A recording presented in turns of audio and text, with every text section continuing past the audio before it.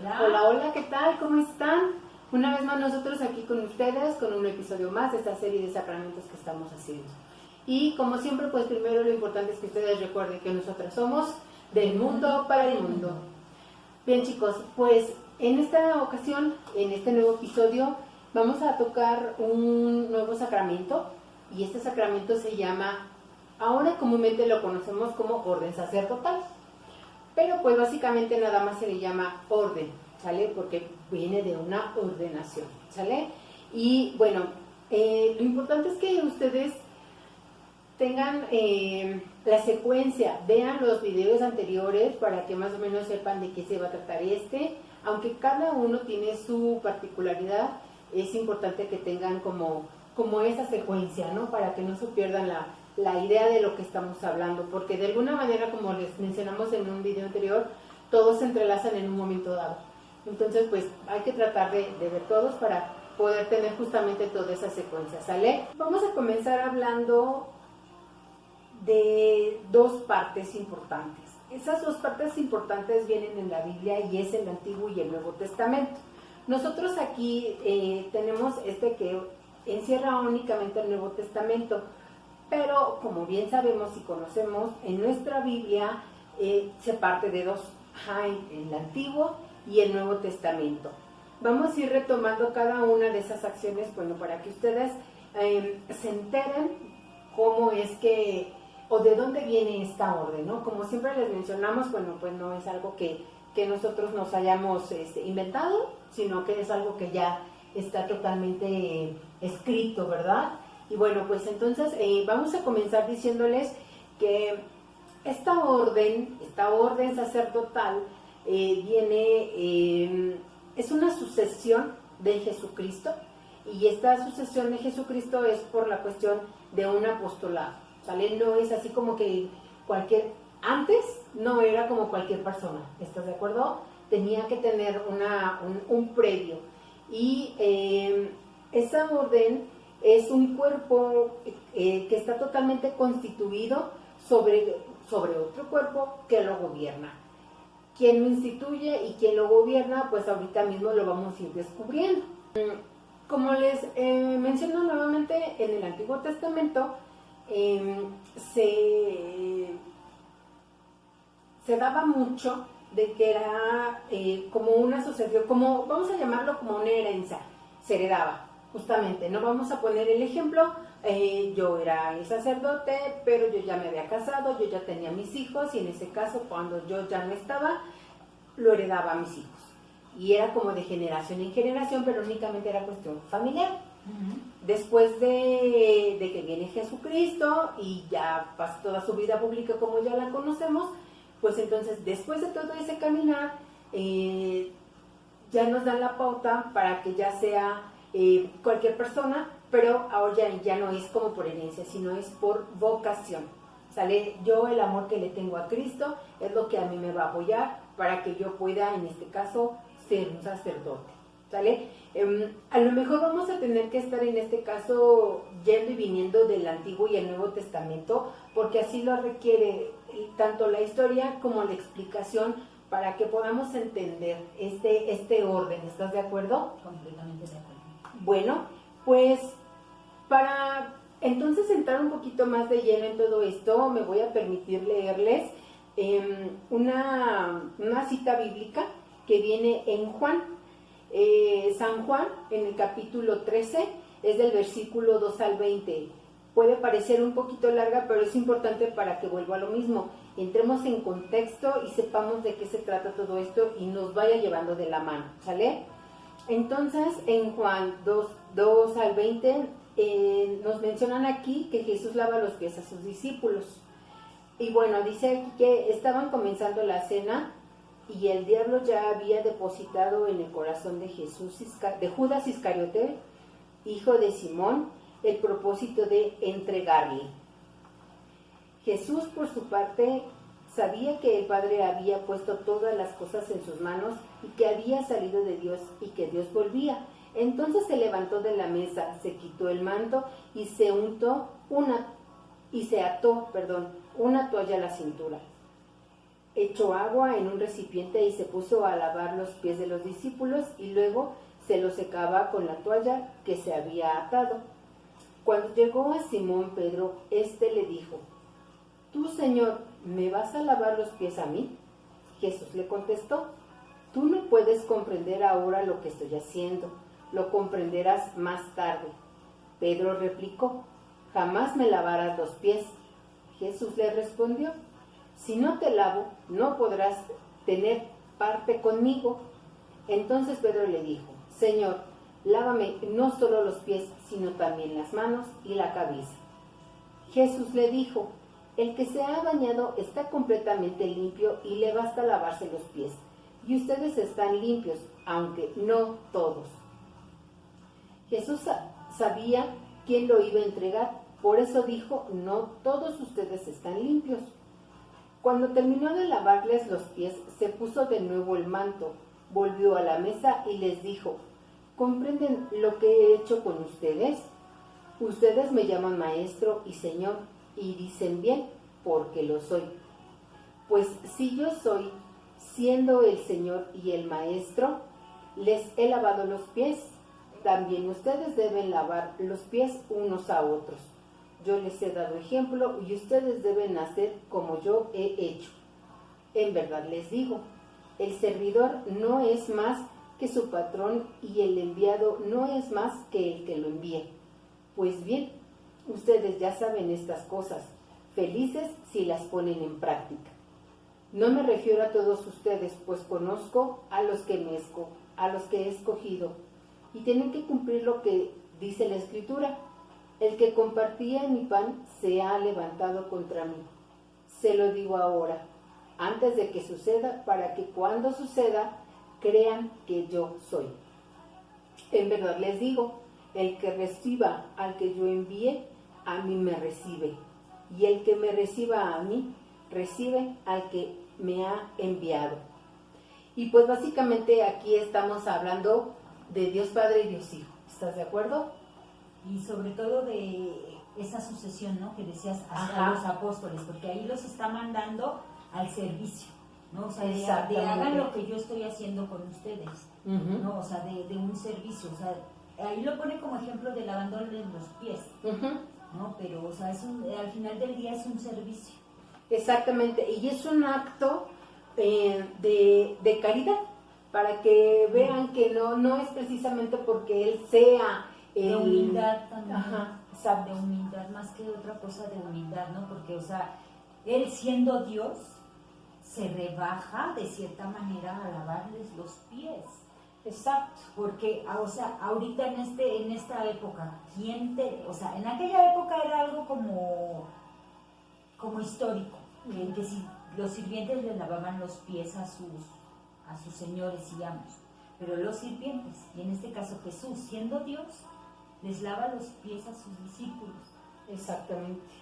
Ese es el punto de esta cita, que nos da la oportunidad de saber que, siendo Él Dios, lo que acabas de decir, por humildad y darles a conocer el quien ya lo iba a traicionar, Él ya sabía, y de entre ellos, pues por supuesto que ya sabían quiénes iba a ser, pero el punto es ir conociendo todo esto para poder llegar al meollo. Entonces, hay una segunda cita bíblica, esta sí es más cortita, lo prometo, y está en Apocalipsis.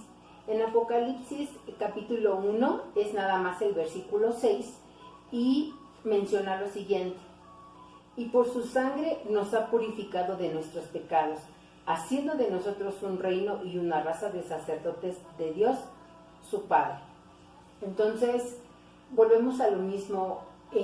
La sucesión esta del orden realmente es para el servicio de Dios, para poder acrecentar y poder llevar su palabra, que tiene su continuidad en el paso de la iglesia y cómo se ha conformado, que es justamente de lo que nosotros vamos a irles platicando en este momento. Y pues ahora nos vamos al orden en la economía de la salvación. ¿Qué quiere decir la economía de la salvación? Todo lo que es la historia de la salvación desde que nuestros primeros padres pecaron.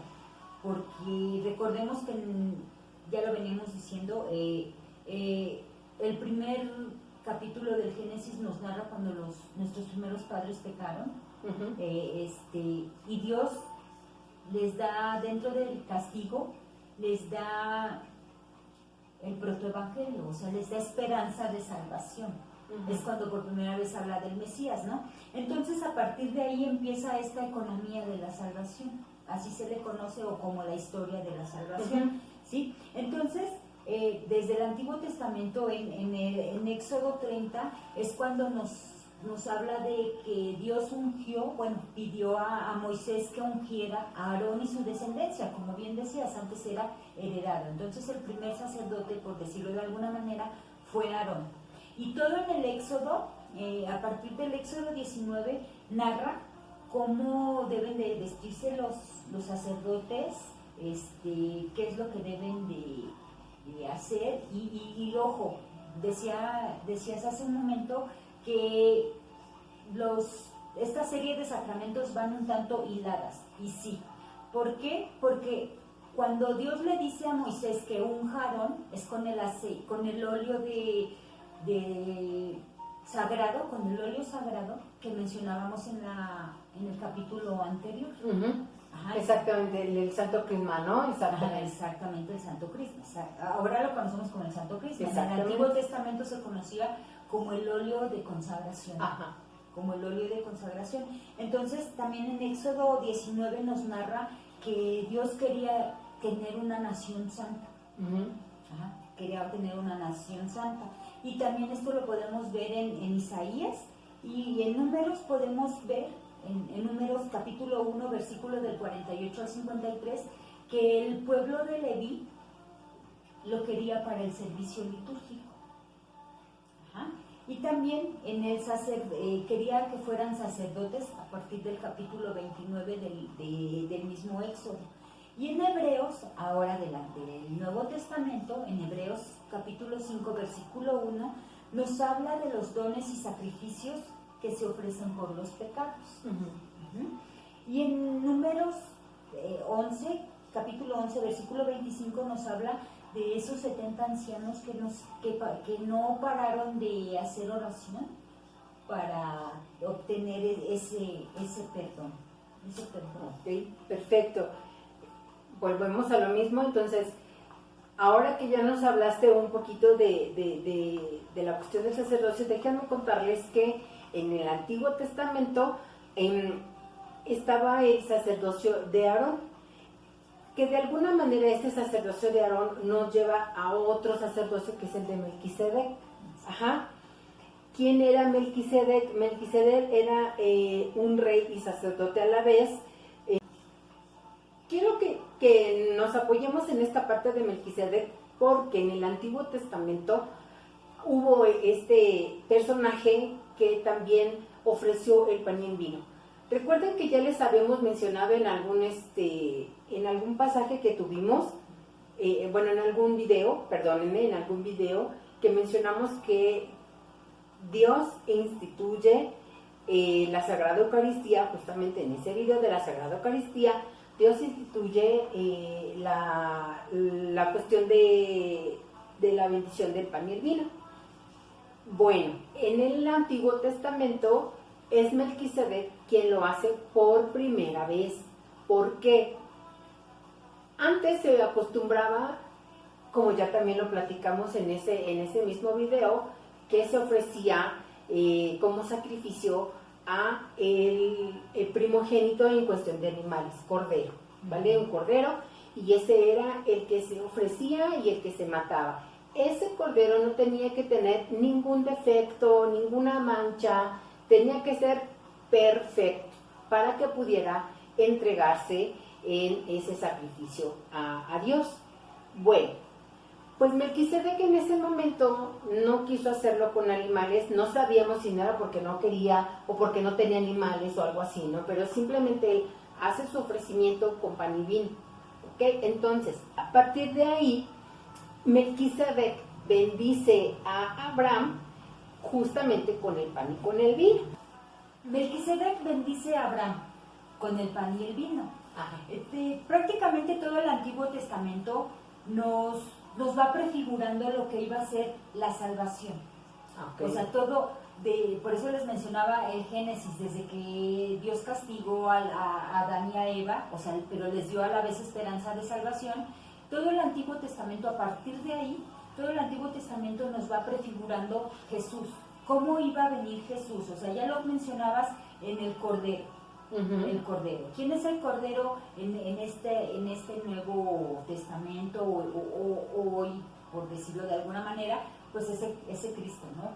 Que Él se ofreció como ese sacrificio, como ese Cordero, para que ya no hubiera más derramamiento de sangre y sobre todo porque iba a ser un Cordero para siempre. ¿Sí? Entonces con Melquisedec hizo ese ofrecimiento de pan y vino y a la vez bendijo a Abraham, pero nada más bendijo a Abraham, un hombre. Y Jesucristo hace el mismo ofrecimiento de pan y vino, pero con su propia carne y su sangre, y iba a ser para siempre. Y aparte bendice no a solo un hombre como Melquisedec, sino a toda la humanidad, como a toda la humanidad. Eso es nada más para que haya una comparación entre Melquisedec y Jesucristo. Jesucristo es sacerdote eterno, por ese mismo ofrecimiento, que fue eterno y para siempre y por siempre. ¿Vale? Entonces, también en el Antiguo Testamento, el sacerdote Aarón, que hacía sacrificio con animales, y Jesucristo se ofrece él mismo como ese cordero, ¿no? Básicamente. Ya lo veníamos mencionando. Y bueno, San Pablo nos habla del sacerdocio en Romanos 10, versículo del 14 al 17. Y dice así: pero ¿cómo invocarán al Señor sin haber creído en Él? ¿Y cómo podrán creer si no han oído hablar de Él? ¿Y cómo irán si no hay quien lo proclame? ¿Y cómo lo proclamarán si no son enviados? Como dice la Escritura, que bienvenidos los pies de los que traen buenas noticias. Pero es un hecho que no todos aceptaron la buena noticia. Como decía Isaías: Señor, ¿quién nos ha escuchado y ha creído? Así pues, la fe nace de una proclamación, y lo que se proclama es el mensaje cristiano. ¿Vale? Aquí nos habla de lo que es el sacerdocio. Y tenemos dos clases de sacerdocio, que es el sacerdocio real y el ministerial. El real es el que tenemos todos, el que adquirimos a través del bautismo. A través del bautismo, porque recordemos en ese primer capítulo, cuando empezamos a hablar de los sacramentos, que les hablábamos de que cuando nos bautizan nos dan una serie de regalos, entre ellos es ser reyes, sacerdotes y profetas. Exactamente. Entonces ese es nuestro sacerdocio real, el que adquirimos en el bautismo, y el ministerial es nuestros sacerdotes. En este caso, ahorita vamos a ver cómo se llama, ¿no? Entonces, todos somos una iglesia de sacerdotes reales. Y esto lo dice en Lumen Gentium, número 10. El Lumen Gentium es un concilio. Es un concilio, no es un concilio, es una carta. Una constitución. Una constitución que viene dentro del Concilio Vaticano II. Perfecto. ¿Es como un agregado? Es que el Concilio Vaticano II está amplio, pero es una serie de constituciones, concilios y etcétera, etcétera. Perfecto. Y dentro de esto viene el Lumen Gentium. Perfecto. Y está padre porque vamos sabiendo también que existen otros documentos que nos pueden ayudar a ampliar la información. Este tipo de, por ejemplo, este Concilio Vaticano II se hacen, como venimos hablando también de los concilios, en el pasado hablábamos de un concilio donde se manejó en 1972, me parece que decías, cuando se puso la unción de enfermos como tal, porque antes era extrema unción nada más. Exactamente. Entonces, bueno, ya me metí en el tema anterior, pero bueno, de estos concilios, desde los apóstoles ha habido concilios. Desde los apóstoles ha habido concilios, y si no me creen, véanlo en Hechos de los Apóstoles. Ahí viene dentro de toda la narración de los hechos, ahí viene el primer concilio que tuvieron los apóstoles. ¿Y esto por qué se da? Porque al final de cuentas las cosas, las épocas, las personas, las formas de vivir, de pensar, evolucionan. Entonces también la iglesia tiene que evolucionar en algunas cosas, por supuesto, y bueno, pues por eso es que existen todos estos tipos de documentos, ¿no? Ajá. Y dentro de la liturgia del orden tenemos que es una sucesión apostólica, como lo mencionabas en un principio, y es sucesión apostólica porque Jesús envió a sus apóstoles o discípulos, como le quieran decir, y a la vez los apóstoles envían a otras personas. Porque si recordamos también dentro de los hechos de los apóstoles, también dice que los apóstoles fueron obispos en diferentes, pero ellos fueron los primeros obispos. Ajá, y tuvieron sacerdotes a su cargo. Entonces a eso se refiere con el cuerpo y un cuerpo y uno que los gobierna. Ajá, uno que los gobierna, ¿sí? Entonces esta sucesión es a través de los obispos. Ahorita Sandy nos va a hablar bien de qué se trata todo esto. Hay una oración consagratoria y en el Antiguo Testamento el sacerdote era mediador entre Dios y el hombre. Y Cristo es el que viene a renovar esto, porque Cristo es nuestro único mediador. Ya Cristo es nuestro único mediador. Y solo Cristo es verdadero sacerdote, porque los demás son ministros de Él, de Jesucristo. Y ahora vamos a que nos expliques lo que es las órdenes sacerdotales. Bueno, pues entonces, continuando, vamos a ahora mencionar cuáles son los 3 tipos de órdenes, ¿vale? Bueno, el primer orden es el episcopado, después es el presbiterio y después es el diaconado, ¿ok? El primero episcopado pues es el que manejan el papa y los cardenales. El presbiterio es el que manejan los padres. Queda hecho, este es el nombre que se les debe de decir, presbítero. Pero pues básicamente lo conocemos todos como padres o sacerdotes y pues así se les maneja y no hay ningún inconveniente. Y después conocemos el diaconado. Este diaconado tiene 2 vertientes, uno que es transitorio. En transitorio se refieren a que es de 6 meses a 1 año, continúa con ese diaconado para posteriormente ser sacerdote. Y el segundo que es el permanente. Este permanente es el padre de familia o esposo que quiere apoyar a la religión y en este caso hace este diaconado. Para poder hacerlo, ustedes se preguntarán, ay, pero si es padre de familia, pero si está casado. Sí se puede, siempre y cuando tenga la oportunidad de poderlo platicar con la esposa, con los hijos, para en este caso poder tener esta oportunidad de apoyar a los padres, ¿sale? Tiene sus limitantes, por supuesto, pero al final de cuentas es un apoyo para los padres. Ya también habíamos tenido una mención en alguno de nuestros videos acerca de esto, ampliamos el tema, así es que pues en esta ocasión nada más es para que ustedes sepan que hay una jerarquía y dentro de esa jerarquía pues cómo es que se manejan, ¿sale? Y bueno, pues básicamente al diaconado y al presbiterio quienes los ordenan son los obispos. Y en la cuestión episcopado, bueno, pues básicamente son los papas y los cardenales los que lo hacen, ¿vale? Y bueno, pues ya básicamente para ir terminando tenemos la parte de los consejos evangélicos. Estos consejos evangélicos son 3, que es la castidad, que ya mencionamos que es un poco la cuestión del celibato, la pobreza y la obediencia. La pobreza, pues no es básicamente de que ande en sandalias, como en aquellos tiempos, pero pues sí es tener una vida más, pues decorosa, se puede decir, ¿no? Y la cuestión de la obediencia, aquí no la mencionan porque acabamos de mencionar la parte de la jerarquía, y a quiénes se deben en este caso, pues básicamente a los superiores. ¿Quiénes son los superiores? Los papas, los cardenales, los obispos, a lo mejor algún provincial o algún encargado que pueda tenerse a cargo, ¿no? Entonces, es por ahí por donde esto se va manejando.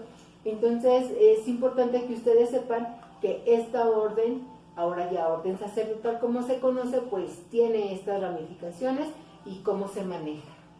Exactamente, y todo lo de Dios es un orden, ¿no? Porque volvemos a lo mismo, los sacramentos tienen un orden. Los mandamientos, que ya lo veremos también más adelante, también tienen un orden y un orden de ser. También. Exactamente. Entonces todo lo de Dios tiene un orden. Y si no tiene orden, ahí te encargo, ¿no? Pero bueno. Y también dentro de este orden existe lo que es la vida consagrada o la vida religiosa, porque también existe la orden religiosa, en este caso de monjas y todo esto, ¿no? Y esta vida consagrada nació también con la iglesia, igual que con los apóstoles, o sea, crecieron como que juntos, porque dentro de esta vida consagrada, encontramos a lo que es María Magdalena, por ejemplo, o a la Virgen María, ¿no? O sea, que al final de cuentas fueron seguidoras de Jesús por el apoyo. A lo mejor dices María, pues por la cuestión de que era su hijo y el amor y lo que tú quieras, pero al final de cuentas María Magdalena no era de la familia, pero la apoyó. La apoyó justamente para que nadie la apedrara y que le dijo, levántate y no vuelvas a pecar. Y a partir de ese momento, pues ella tiene ese seguimiento. Y hace esta parte de celibato, esta parte de seguir, esta parte de obediencia, de amor. Y de pobreza también. Sí. De pobreza también, porque se deshace de todo lo que tenía. Se deshace de todo lo que tenía, o sea, y pues digo, no cualquiera, ¿no? No cualquiera hace esta vida consagrada, y precisamente es eso, ¿no? De las vocaciones, ¿no? Porque solamente una persona con vocación es que va a dejar todo, todo por seguir a Jesús. Exactamente. Y para eso, pues hay muchos testimonios, ¿no? Muchos testimonios, y pues para que haya cuna de vocaciones se necesita tener una familia bien fundamentada. Eso lo veremos ya en el próximo capítulo de esta clase de familias que tiene sacerdotes dentro de su familia, tienen una bendición, pero ya lo veremos en el próximo capítulo. Sí, pues básicamente nos falta un sacramento, igual y si ya se imaginan cuál es, pues prepárense, porque la verdad pues es que está muy bueno, está muy completo. Pero si no, bueno, pues no se lo pierdan, no se los vamos a comentar por ahorita, pero no se lo pierdan. Y pues realmente eso es todo lo que encierra la cuestión del orden sacerdotal, con toda esta ampliación que les hemos dado de lo que realmente significa, quién lo maneja, quién lo instituye, etcétera. Si tienen alguna duda, pues por favor háganosla saber. Volvemos a lo mismo, es momento de que pues nos ayudes a suscribirte. Ahí a un costadito de la campanita, nada más dale clic y ya te suscribiste, es totalmente gratis, no tiene ningún costo.